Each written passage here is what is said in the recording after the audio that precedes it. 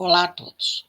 Como presidente da Comissão de Organização da Terceira Jornada Virtual Internacional em Pesquisa Científica, cujo tema é Sociedade, Cultura e Poder, e que se realiza entre os dias 13 e 17 de dezembro de 2021, gostaria de agradecer a participação de todos e convidá-los para assistir à conferência de encerramento do nosso conferencista convidado, Dr. André Sena. André Sena é doutor em História Política pela Universidade do Estado do Rio de Janeiro desde 2009. Desenvolveu, entre os anos de 2001 e 2004, pesquisa sobre o pensamento político brasileiro. Coordenou o ciclo Diálogos Mundo Contemporâneo na Maison de France, Rio de Janeiro, entre os anos de 2007 e 2012. Tem experiência na área de História Contemporânea, com ênfase nas questões relativas à história política e história das relações internacionais.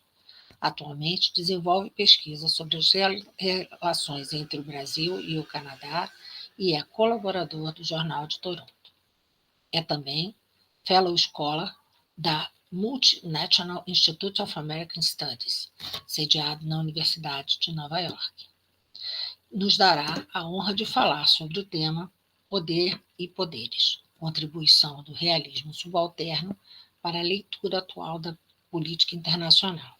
Sendo assim, agradeço a presença do Dr. André e passo a palavra para que ele inicie sua conferência. Amigos e amigas, é um prazer enorme estar aqui com vocês, discutindo nesse fantástico conglomerado de pessoas, de pesquisadores, de analistas, sobre sociedade, cultura e poder. Queria dizer que me sinto muito honrado pelo convite de fazer essa conferência de encerramento e tenho certeza que todas as apresentações, todas as intervenções foram muito bem-sucedidas e definitivamente vão enriquecer ainda mais o conjunto de reflexões e análises que nós precisamos, das quais nós muito precisamos para entender questões dos dias de hoje, nesse mundo cada vez mais complicado de se decifrar. Quando me fizeram o convite para fazer essa conferência de encerramento, eu imediatamente pensei que alguns aspectos da tradição epistemológica de relações internacionais podiam ser muito úteis para que nós pudéssemos discutir especialmente elementos do poder na política internacional. Já se vão quase 2 anos oficiais de uma pandemia que provavelmente começou muito antes de março de 2020, e o mundo se tornou ainda mais complexo e difícil de analisarmos e compreendermos, especialmente a partir da dinâmica daquilo que nós, em relações internacionais, chamamos de um sistema internacional. De modo que, quando me fizeram esse convite, eu pensei que alguns aspectos, volto a dizer, da tradição epistemológica de RI, de Relações Internacionais, fossem úteis para nós refletirmos nos próximos 30 a 40 minutos sobre a questão do poder dentro dessa arena internacional, onde você tem hoje um número cada vez maior, mais diverso e mais multifacetado de players, de jogadores. A minha proposta, portanto, é abordar 10 pontos, muito objetivamente, apresentar 10 pontos de reflexão de 3 aspectos daquilo que nós conhecemos em relações internacionais como a tradição realista, especialmente 3 aspectos do que a tradição chama de realismo duro ou realismo clássico, hard realism, 3 aspectos daquilo que a tradição também chama de neorrealismo ou realismo estrutural, e, finalmente, para dialogar com o título que foi lido na apresentação sobre o realismo subalterno, 4 pontos finais sobre essa proposta que foi feita pelo professor da Universidade do Estado de Michigan, Mohamed Ayub, a criação de uma nova perspectiva realista para entender as relações internacionais, que ele chamou de realismo subalterno. De propósito, eu começo falando do realismo duro, depois do estrutural, e termino com o realismo subalterno, exatamente porque o realismo subalterno de Mohamed Ayub é uma crítica muito doméstica às tradições realistas dos pontos anteriores, tanto do realismo duro quanto do realismo estrutural. Nesse sentido, eu escolhi o realismo subalterno não apenas, por ser ele uma crítica à própria tradição realista de análise das relações internacionais, como pelo fato do realismo subalterno ser uma nova proposta de leitura das relações internacionais a partir das periferias do sistema internacional. A proposta de Mohamed Ayub, que nós vamos discutir nesses últimos 4 pontos, eu vou começar ponto por ponto a falar sobre isso. A proposta de Mohamed Ayub tem como objetivo pensar ou fazer com que a tradição realista dialogue com o que se chamou, há mais ou menos 30 anos atrás, de terceiro mundo, e que hoje, de forma um pouco mais ampliada e ainda mais complexa, nós podemos chamar, de forma mais geral, de sul global. Então, nesse sentido, vamos pensar ponto por ponto o que cada uma dessas escolas de pensamento em relações internacionais que se escondem debaixo dessa tradição que chamamos de realismo pensou sobre o sistema internacional. Nesse sentido, o meu primeiro ponto parte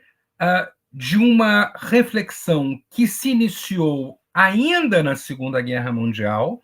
mas que depois se transformou numa obra clássica das relações internacionais a partir do pós-guerra, em 1946, uma obra que ainda hoje faz muito sentido para as relações internacionais e ainda hoje é uma obra que define muitas das nossas análises sobre o sistema internacional, tanto no nível governamental quanto no não governamental e também no nível acadêmico, que é a obra A Política entre as Nações, de Hans Morgenthau. Ali, nessa obra, podemos rastrear 5 aspectos importantes que passaram a ser chamados, na epistemologia de relações internacionais, os 5 pontos do realismo de Morgenthau. Desses 5 pontos, eu escolhi 3 para nós começarmos a nossa análise. O primeiro desses pontos trata de uma questão, de um conceito do realismo duro, portanto, do realismo atribuído a Hans Morgenthau, chamado estadocentrismo, e que parte do princípio de que o sistema internacional é fundamentalmente,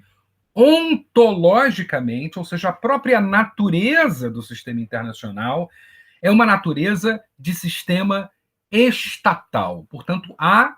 segundo Morgenthau, nesse primeiro ponto que estamos abordando dos 10, há uma preponderância do Estado como sendo um ator quase que exclusivo no sistema internacional. O que ocorre, portanto, no mundo, ocorre a partir da decisão dos Estados. Esse conceito é um conceito muito caro para Morgenthau, para o realismo duro e para as diversas tradições realistas no geral. Morgenthau vai dizer que o Estado é um ator privilegiado no sistema internacional e suas decisões interferem de forma indelével nos destinos do sistema internacional, porque os Estados tendem a definir seus interesses como poder. A isso chamamos, na tradição do realismo duro, de estadocentrismo. Então, esse é um primeiro aspecto da tradição realista que Ayub vai criticar nos 4 últimos pontos da nossa análise, naquilo que ele vai chamar de Tratado sobre o Realismo Subalterno para o Terceiro Mundo, que foi uma das obras fundadoras dessa escola que a gente chama de realismo subalterno. Então, esse primeiro aspecto de que o sistema internacional seria um sistema fundamentalmente estatal, isso está relacionado, inclusive, com os níveis de análise em relações internacionais, os 3 principais níveis de análise, que são o cognitivo ou individual, o societário, que seria o terceiro nível, e o nível estatal, que é o mais importante deles, muito em função da influência do realismo duro na construção das relações internacionais como um campo do saber. O segundo aspecto do realismo duro que nos ajuda a compreender, ou nos ajudou a compreender até a crítica de Ayoub e o sistema internacional, é o ponto das ideologias. Nesse segundo ponto, levantamos a seguinte questão: as ideologias estão dissociadas, separadas da performance dos Estados. Ainda na tradição do realismo duro, Hans Morgenthau vai defender a ideia de que existe um divórcio muito claro, muito evidente, entre os projetos ideológicos, entre os processos de construção das ideologias domésticas de cada Estado e a sua performance no nível internacional. Ou seja, aquilo que os Estados produzem nas relações internacionais está em oposição direta àquilo que eles defendem no campo doméstico. Há aí um problema grave que Ayoub vai detectar nos 4 pontos que a gente vai discutir daqui a pouco, que é a questão de que as ideologias hoje, nesse mundo que nós hoje chamamos de pós-Guerra Fria, as ideologias hoje fazem parte desse conjunto de linguagens que orienta a política internacional. Portanto, seria difícil hoje, muito em função daquilo que Ayoub vai defender como a construção de comunidades políticas, seria muito difícil você separar os processos domésticos ideológicos da performance dos Estados no sistema internacional.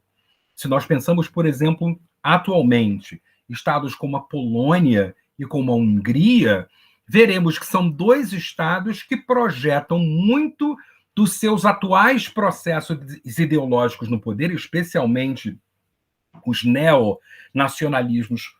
polaco e húngaro, projetam muito desses construtores ideológicos na maneira como a sua política externa é formulada pelos policymakers, tanto da Hungria, tanto de Budapeste, quanto de Varsóvia. Quando pensamos, por exemplo, o atual Afeganistão, a mesma coisa se procede, a mesma coisa ocorre. É muito difícil dissociarmos no atual Emirado do Afeganistão, que recentemente foi refundado por aquilo que chamávamos no passado da milícia talibã, é muito difícil dissociarmos o processo de construção ideológica teocrática interna à sociedade afegã, interna ao Afeganistão, especialmente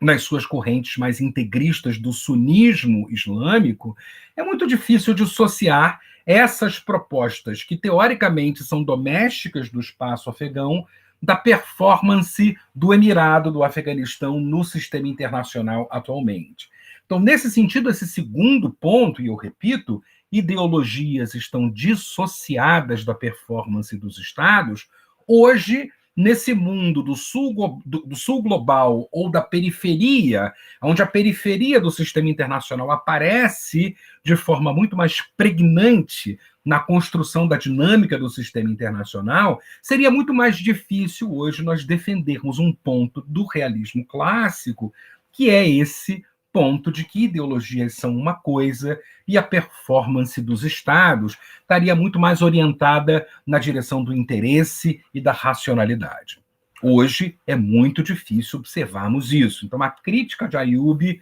também vai muito nesse sentido. O nosso terceiro e último ponto do realismo duro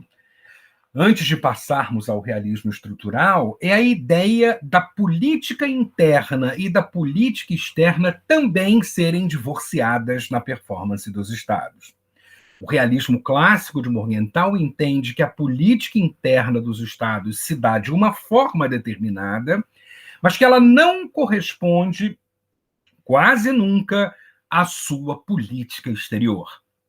Nesse sentido, a política interna dos Estados, a política doméstica dos Estados, estaria muito mais ligada à construção do Estado, à construção dos contratos que fazem o Estado Nacional se sustentar de forma legítima e de forma permanente, né? A construção desses Estados, portanto, seria a bússola que orientaria a política interna, ao passo que na política exterior ou na política externa dos Estados, o que se buscaria seria o interesse e seria o poder, sem necessariamente dialogar com as questões domésticas, com as questões internas dos Estados.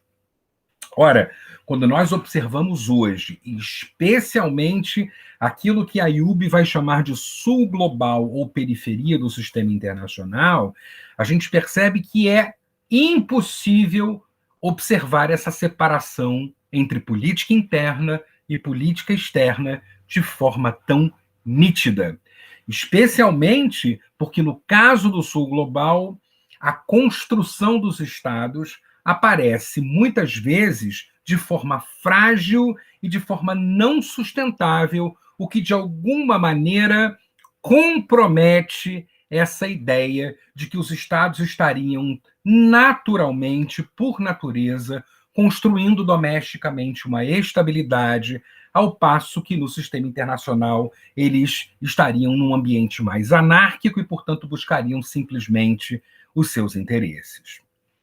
Agora passemos ao quarto ponto, primeiro ponto do realismo estrutural. Então, o que nós vimos até agora foram 3 pontos do realismo duro, do realismo clássico de Morgenthau. Passemos agora, então, a 3 pontos do realismo estrutural. Uma tradição importante, uma crítica epistemológica que foi feita ao realismo clássico por Kenneth Waltz, especialmente no final da década de 70.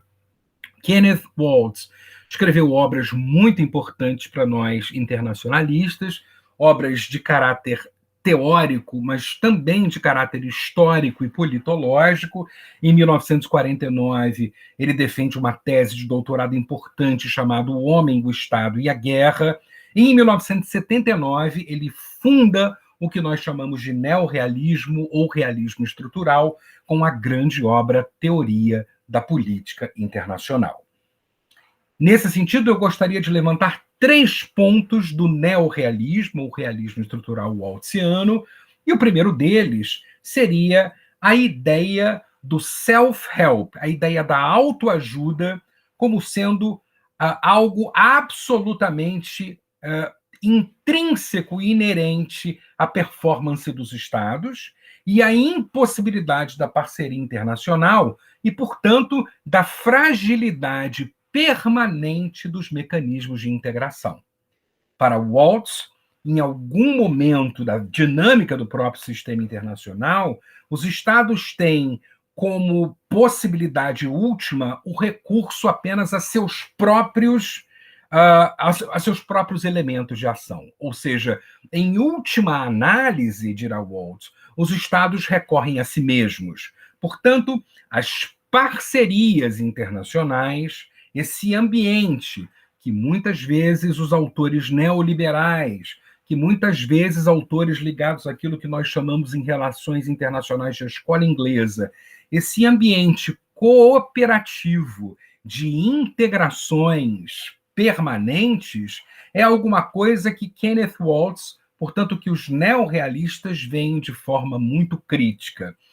As integrações, as parcerias e as cooperações internacionais seriam, segundo Waltz em Teoria da Política Internacional, as cooperações seriam algo que deveria ser perseguido pelos atores internacionais, mas em função de uma situação de dilema de segurança, dilemas de segurança internacional, de um sistema internacional atravessado pela anarquia e pela constante possibilidade de ameaças, e de um sistema internacional onde os Estados desejam maximizar o seu poder pela busca de interesses, essas parcerias, essas integrações seriam uma espécie de coluna de fumaça. Elas não se sustentariam. Portanto, os neorrealistas vão afirmar que o mundo pode buscar a integração, pode buscar a cooperação, mas ela se mostrará sempre frágil diante da possibilidade permanente de ameaças e diante da ideia de que os interesses que os Estados nacionais perseguem na arena internacional são interesses sempre cambiantes. Portanto, essa instabilidade na arena internacional seria permanente, o que de alguma maneira comprometeria, apesar de toda a teoria neoliberal afirmar que a cooperação é o caminho natural do sistema internacional, mas a ideia de um sistema internacional anárquico, violento, profundamente atravessado por ameaças e possibilidade de conflitos internacionais, isso comprometeria essa ideia de um mundo cooperativo ou permanentemente caminhante na direção de uma integração. Então, essa questão do self-help e da impossibilidade da parceria internacional como um mecanismo permanente da performance dos Estados é um outro ponto interessante desses 3 pontos do realismo estrutural que eu gostaria de levantar. Bom, e finalmente, o terceiro e último ponto do realismo estrutural seria o argumento de Kenneth Waltz, autor, como disse agora há pouco, do livro Teoria da Política Internacional, o argumento de Kenneth Waltz em defesa da bipolaridade. A ideia dos neorrealistas, especialmente de Waltz, ele defende isso, inclusive, em Teoria da Política Internacional, de que existem 3 possibilidades: a unipolaridade, a bipolaridade ou a multipolaridade, em termos de distribuição de poder e de poder decisório, né, no sistema internacional, mas que desses 3, a unipolaridade seria uma espécie de quadratura do círculo, ou seja, uma espécie de impossibilidade. A multipolaridade poderia produzir um certo equilíbrio de poder, e aí o Waltz, né, de alguma maneira, dialoga com autores importantes da escola inglesa, como Martin Wright, que escreve sobre equilíbrio de poder e propõe algumas saídas para se estabilizar o sistema internacional, sempre a partir de uma lógica das potências internacionais. O Waltz diria que a multipolaridade pode gerar equilíbrio de poder, mas que a bipolaridade, além de gerar equilíbrio de poderes no sistema internacional, ela estabilizaria o sistema internacional, colocando os processos decisórios nas mãos de 2 potências ou de 2 blocos internacionais e permitindo que atores periféricos tivessem mais liberdade para seguir seus próprios caminhos numa esfera um pouco menor de processos decisórios e de performance internacional. Então, há aqui um argumento importante no realismo estrutural que defende a bipolaridade. Se nós observarmos quando a obra de Waltz é escrita, eu havia dito 1979, a gente está vivendo exatamente o momento da distensão e da descolonização do sistema internacional, onde a ideia de uma bipolaridade começa a se dissolver. Então, me parece que a reflexão do realismo estrutural é um alerta no sentido de que não sabemos exatamente aquilo que vai substituir a atual, naquele momento, no final dos anos 70, a atual bipolaridade entre os Estados. Então, esses 6 pontos que eu, de alguma maneira, comentei com vocês até agora, são 6 pontos que nos ajudam a entender de que maneira o realismo descreveu ou organizou, do ponto de vista argumentativo, a realidade internacional, especialmente a partir da segunda metade do século XX, a partir do pós-Segunda Guerra Mundial. Muito recentemente, nós temos os argumentos de Mohamed Ayub, fundador daquilo que nós conhecemos como realismo subalterno, e o próprio nome dessa escola teórica, realismo subalterno, nos ajuda a pensar que é uma proposta que se comunica com os 6 argumentos que a gente discutiu até agora, mas que, de alguma maneira, ajusta esses argumentos à perspectiva do pós-Guerra Fria, onde você não divide mais o mundo do ponto de vista oriental e ocidental, mas você dividiria o mundo naquilo que Ayub mesmo vai descrever entre a minoria forte e a maioria frágil.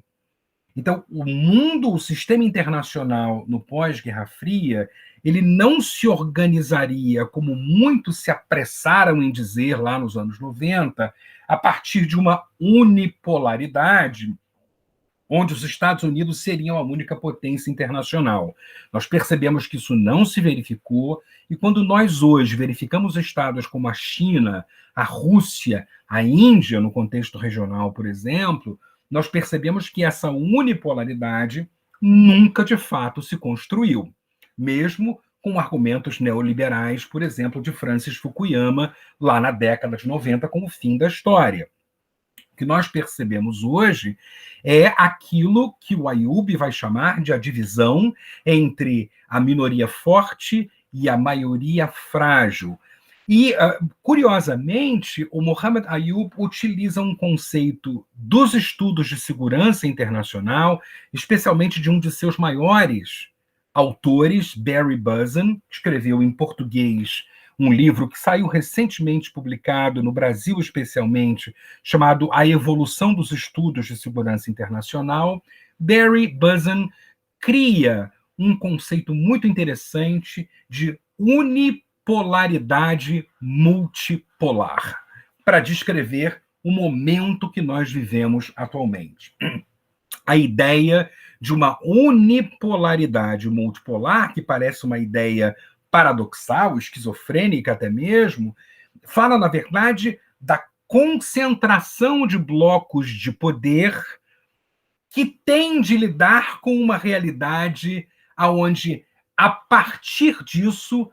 novos blocos de poder surgem na sua periferia. Então, haveria uma unipolaridade, um polo de poder concentrado, portanto, ainda Ayub, entendendo a ideia de que a política internacional é uma política de potências, ainda que haja uma unipolaridade, essa unipolaridade precisa dialogar com uma multipolaridade.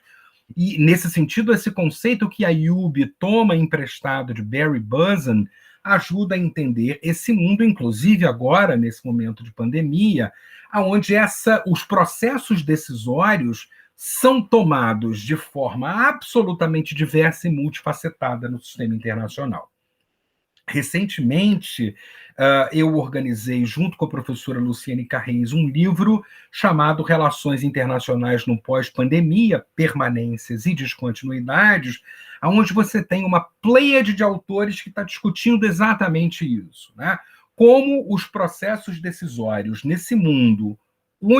multipolar, a partir de Barry Buzan, como esses processos decisórios se dão de forma multifacetada. Então, a partir disso, nós temos aqui os 4 pontos finais da minha fala nessa conferência de encerramento do realismo subalterno de Mohamed Ayub. Vamos ao primeiro deles. O primeiro desses 4 pontos diz, ou afirma, o problema da assimetria de recursos como condutor da performance dos estados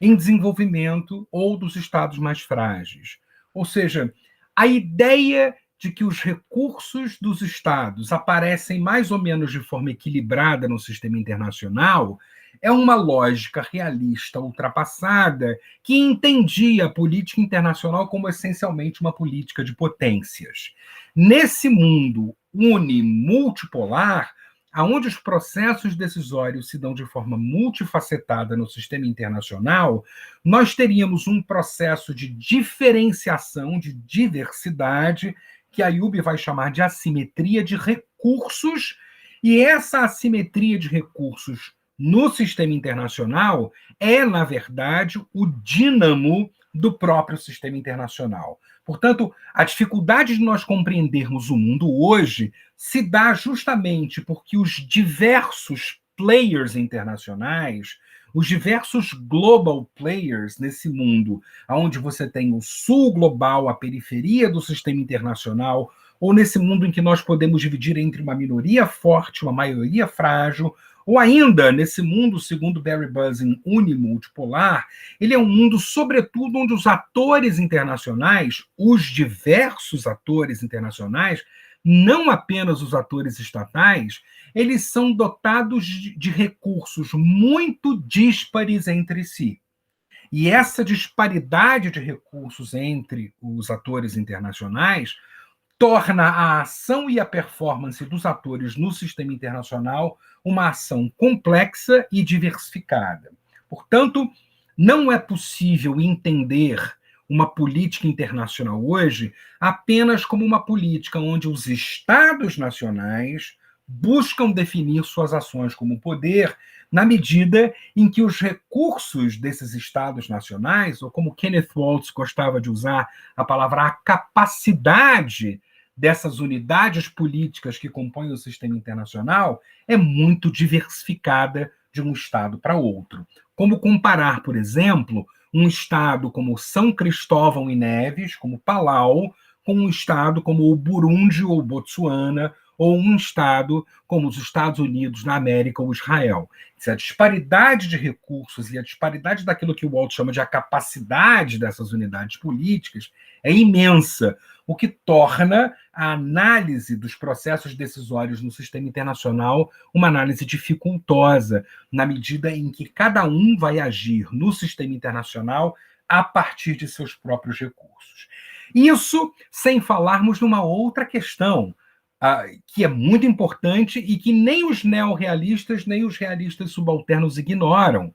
a emergência absolutamente incontestável de novos atores internacionais que não apenas os atores estatais. O mundo hoje, o sistema internacional hoje, não pode mais cair na ingenuidade de que apenas os estados nacionais podem tomar decisões que impactam o sistema internacional. Nós não vivemos mais, e o realismo subalterno deixa isso muito claro, nós não vivemos mais num sistema internacional onde apenas as grandes potências definem a política internacional, e não vivemos mais num sistema internacional onde os estados nacionais sejam o único elemento de decisão no sistema internacional. Nesse sentido, Mohamed Ayub faz um estudo, porque ele é um realista, ele continua na tradição realista, o realismo subalterno dialoga com a tradição clássica do realismo, embora esse diálogo seja um diálogo crítico. Mohamed Ayub, como um bom realista, vai ressignificar, por exemplo, um conceito clássico do realismo duro, que é o conceito do diálogo entre os atenienses e os melianos naquela obra fantástica de Tucídides, A Guerra do Peloponeso. Nesse diálogo havia um vencedor, que era Atenas, e um perdedor, que era Melos, e nesse diálogo, que está no 5º livro de Tucídides, chamado A Guerra do Peloponeso, há uma frase que se tornou clássica para os realistas, que é a frase que diz: os fortes fazem o que querem e os fracos fazem o que podem. Né? Os fracos se submetem aos fortes permanentemente. So, Mohamed Ayub vai pegar essa frase lá do diálogo entre atenienses e melianos, que é um clássico da literatura realista de relações internacionais, e vai ressignificar isso para: olha, os fortes alcançam o que podem alcançar e os frágeis aquecem diante desse movimento dos fortes, mas buscando as suas próprias potencialidades. Portanto, esse primeiro ponto, o problema da assimetria dos recursos como condutor da performance dos estados em desenvolvimento e mais frágeis, é um ponto chave para nós entendermos que os atores periféricos, embora mais frágeis que as potências internacionais clássicas, são atores que produzem cada vez mais decisões que impactam o sistema internacional, especialmente nos âmbitos regionais. E é isso que me leva ao segundo ponto. São 4 pontos finais. O nosso segundo ponto vai dizer: a atuação mais regional é uma característica do mundo multipolar que vivemos hoje. A atuação mais regional, especialmente em termos de segurança, e a questão do espelhamento, da busca pelos atores internacionais de proxies, que é um termo também classicamente realista e que nos ajuda a entender, a partir de Muhammad Ayoub, esse movimento dos atores internacionais em desenvolvimento, dos países em desenvolvimento, ou dos países considerados por alguns analistas internacionais frágeis. Eu não gosto muito dessa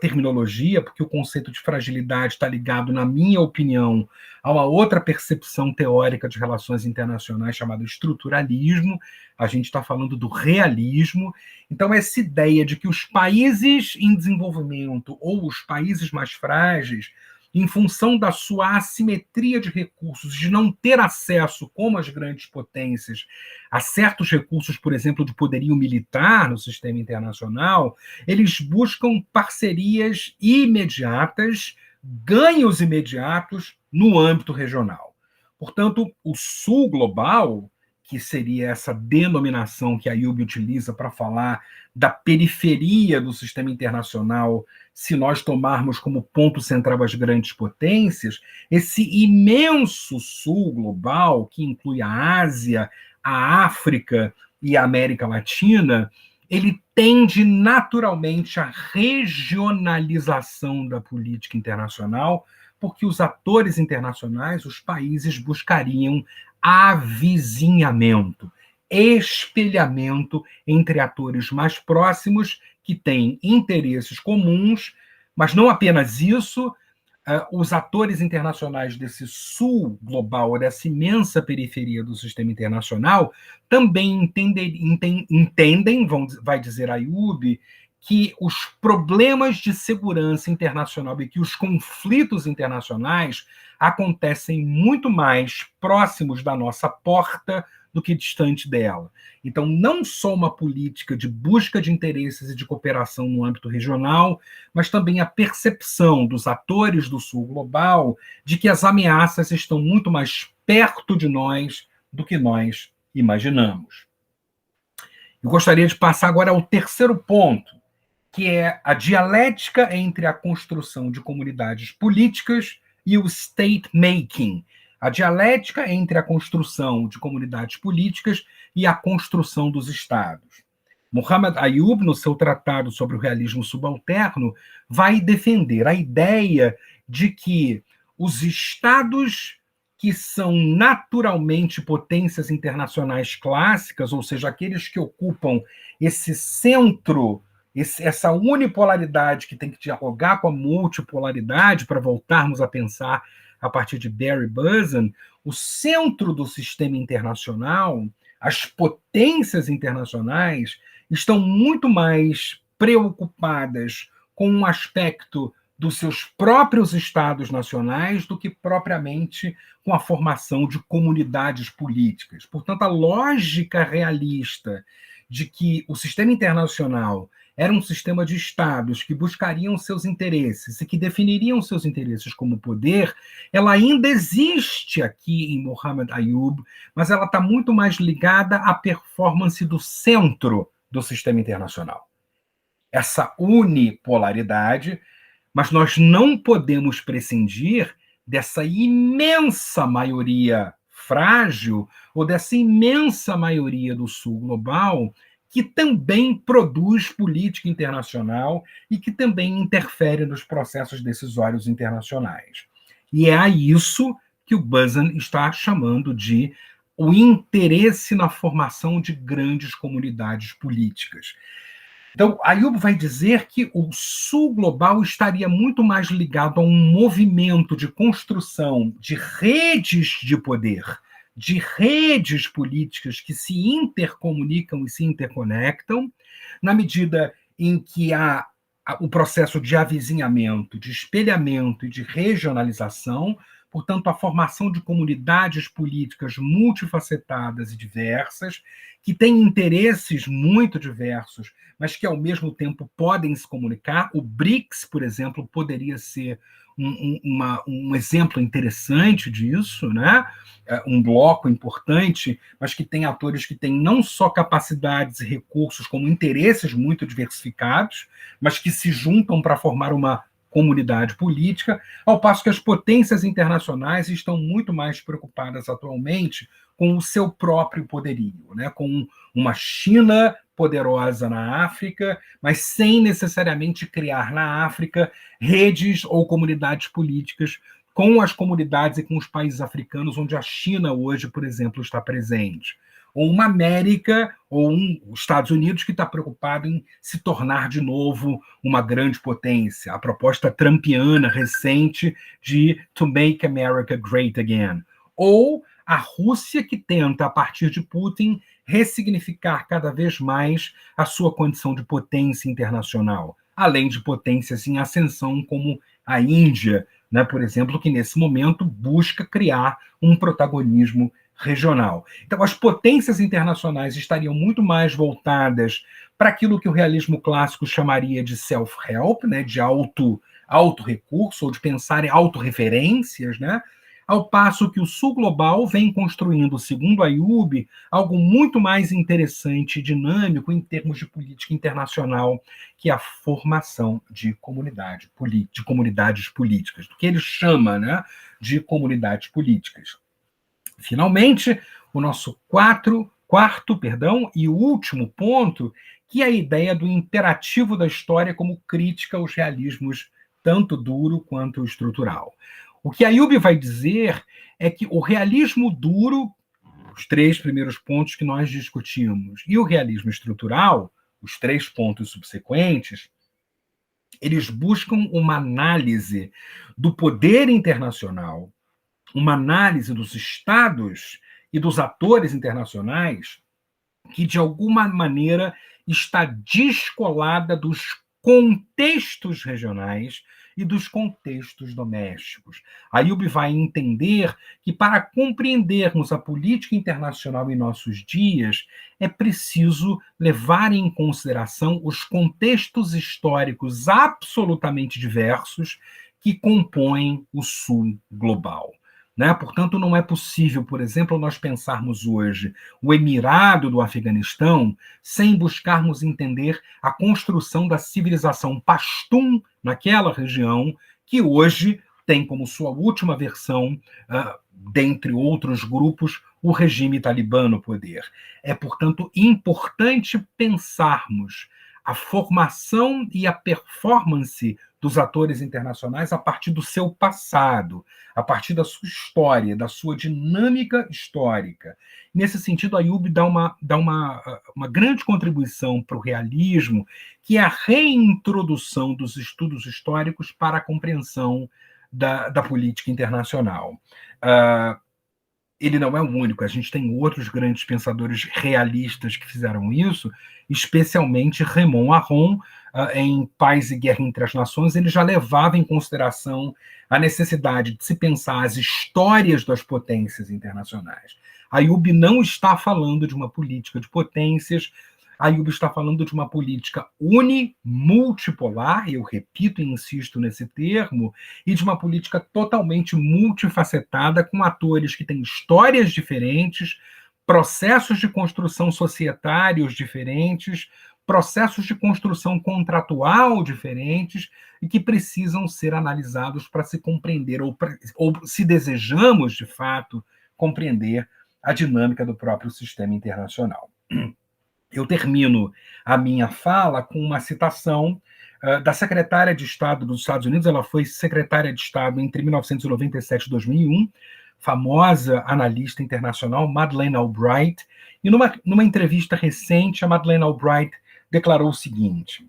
muitas pessoas pensam que as relações internacionais são como um jogo de xadrez. Mas não é um jogo de xadrez. onde as pessoas ficam sentadas em silêncio, pensando sua estratégia, sem pressa entre os movimentos. As relações internacionais, dirá Madeleine Albright, são muito mais como um jogo de bilhar, com um monte de bolas agrupadas e sempre novas disposições em jogo.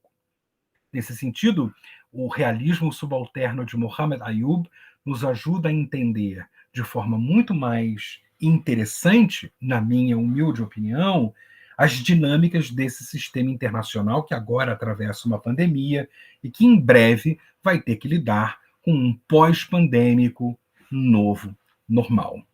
São essas as minhas humildes considerações e a minha modesta fala para vocês que participaram desse fantástico congresso. Um abraço a todos e que nós possamos nos encontrar em outros momentos de reflexão.